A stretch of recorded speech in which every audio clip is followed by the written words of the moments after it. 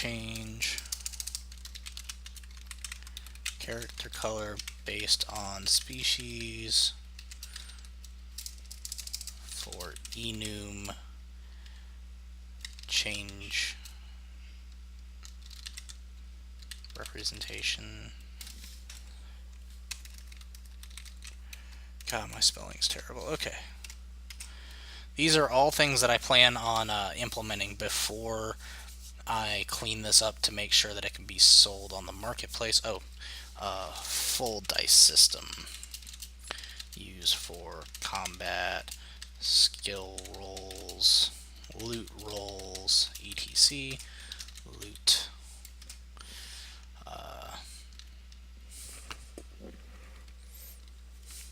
So yeah, as you can see, with this RPG system, I'm actually planning on putting quite a bit into it for people, which is why I'm actually looking at, potentially selling it on the marketplace for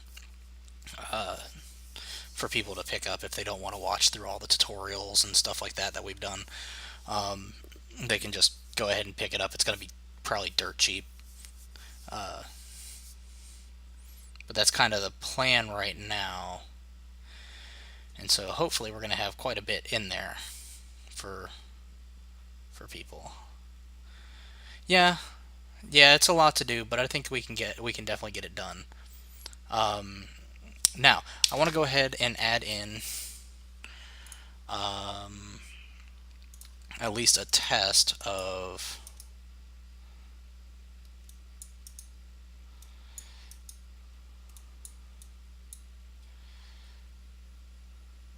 Sterling. Yes, I have the ball and chain problem.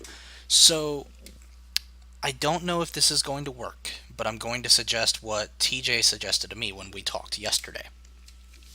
He said the way he would go about doing this is in your blueprint that you have the ball and chain in, create something like a small sphere collision object where it's not actually doing anything, it's just there, and attach that sphere to the bone you want to be pulled up.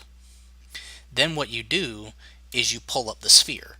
Because the bone's attached to it, it should pull the bone with it without you having to try and do like all kinds of crazy stuff like force and stuff like that.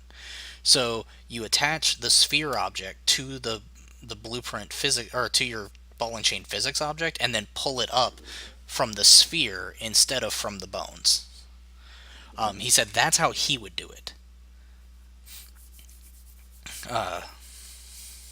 So try that. Let me know if it works. You can email me or anything, and if it doesn't work, I will have another look at it.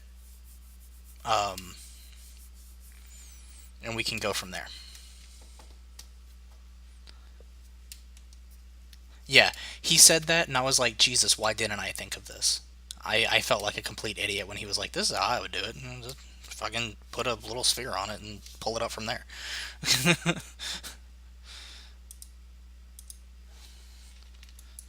Okay, and then set stat points, or set base stat pool. We're gonna, for now, probably won't last. Leaves the remaining problem of pulling up the chain so that it looks taut. Yeah, that's gonna be probably the challenge. I haven't come up with anything for that yet. I will look more into it. Just know I am looking into it. It might be slow, but I am looking into it. That's at least, yeah, it's at least something to go off of and start working towards a goal.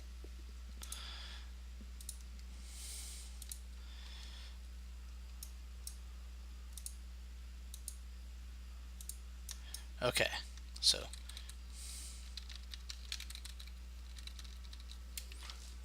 is T not working anymore? What happened? Oh, I took it out. That's right. T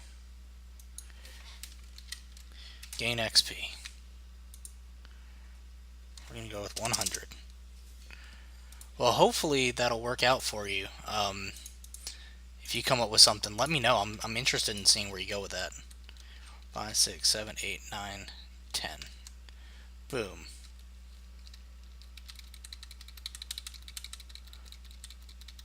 Yay! Now we can get additional stat points. And then it just freaks out. But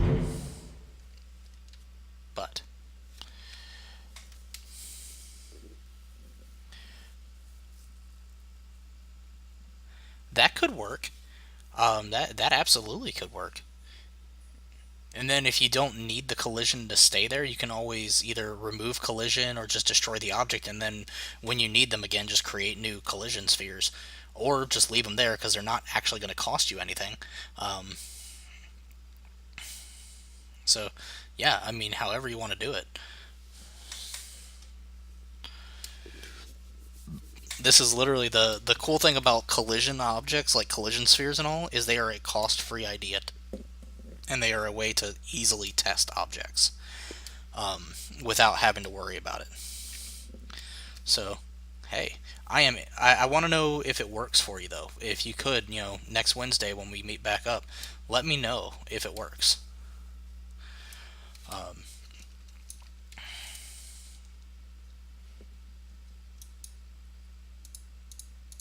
oh, and lose/gain hit points, energy, shields. The one thing I'm really not going to do in this is make enemy AI, because the whole point of this system is to be as generic as possible with all this stuff. So if I made an enemy, then people are going to feel the need to make their enemies the way I made mine, and that's not a good idea. Because AI is not my thing anyways. So I'm probably going to leave AI out of this and just give them stuff to test with and be like, here, go do your own thing. Um,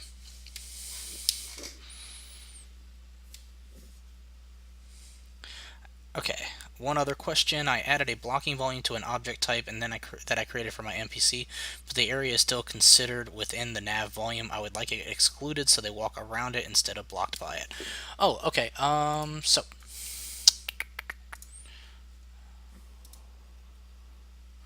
perception or pawn sensing depends on what you're looking for. Like pawn sensing is very useful. So is of course perception, but they have very specific uses depending on what you're trying to do. Perception, I think, will deal more with things like hearing and sight. I think, as opposed to like just knowing where the player is and then determining whether they can see it from there. Um, Ben Halliday probably a better resource than I am on AI. Let's see. I added a blocking volume to an object type that I created for my NPC, but the area is still considered within the nav volume. If you go into here, so right here we have a nav modifier volume. You can get these and set the area to null. And then let's see. So nav mesh bounds. And if we hit P, you can see this works. Now, if you wanted it inside of a blueprint, it's very much the same way. So let's say I had a blueprint actor, boom. And let's go ahead and do this for now so I can see. We've got a box collision. Then if you come down here to navigation, you can actually switch what type of nav area it goes into. Hey JV, how you doing? Right now we're showing off a little bit of nav mesh stuff, but we have been working on the RPG template that I'm working on. But if you set the area class to nav area null, then you should get very much the same type of reaction when you put this in the level, though it doesn't seem to want to work.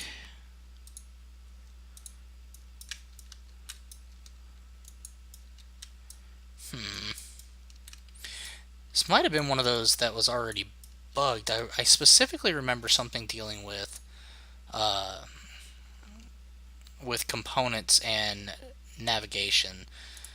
Um, if I remember correctly, it doesn't like that. I do have a. Hold on. Test use only. Delete when appropriate.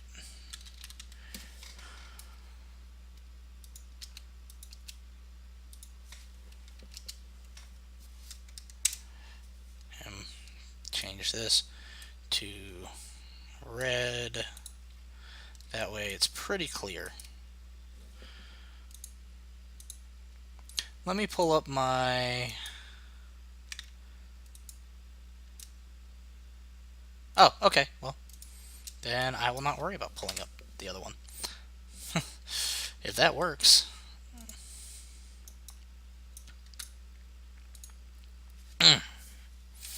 Okay.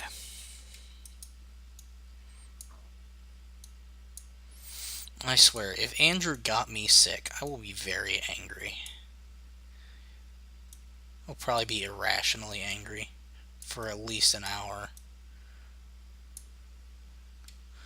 And then I won't care anymore.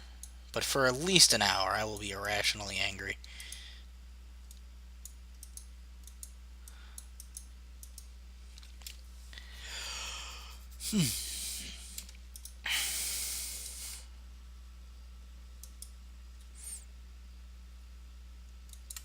Actually, and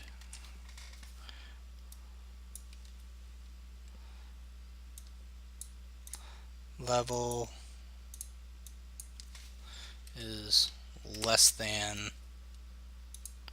let's go with 20 for now. 20 will be our cap.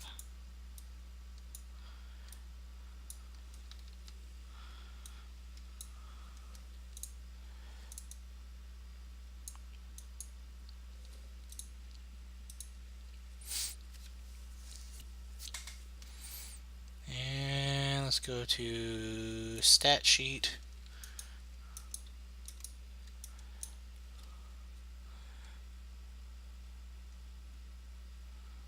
Horizontal box.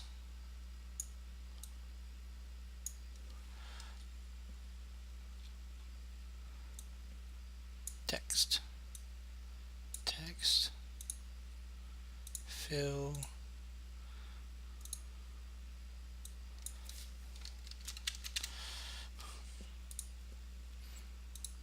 Create.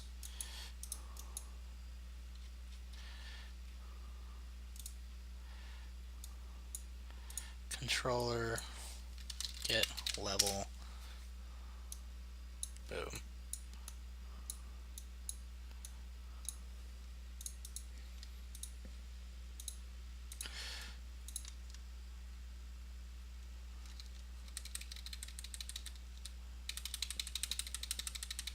And boom, it works.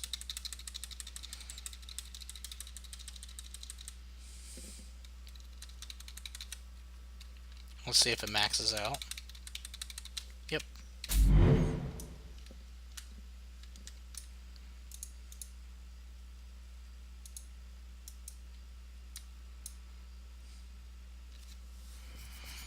Okay.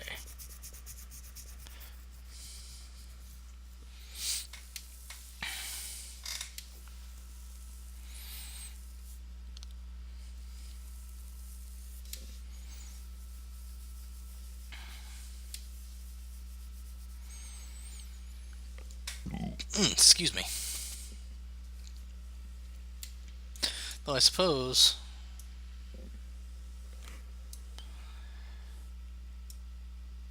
this would actually be smarter to do here.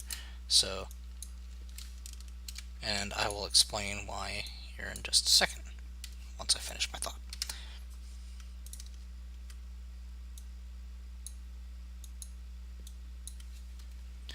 Oh look, another person for the ban list. Woohoo! Bye-bye. Oh, these spammers are just, they're trying so hard today.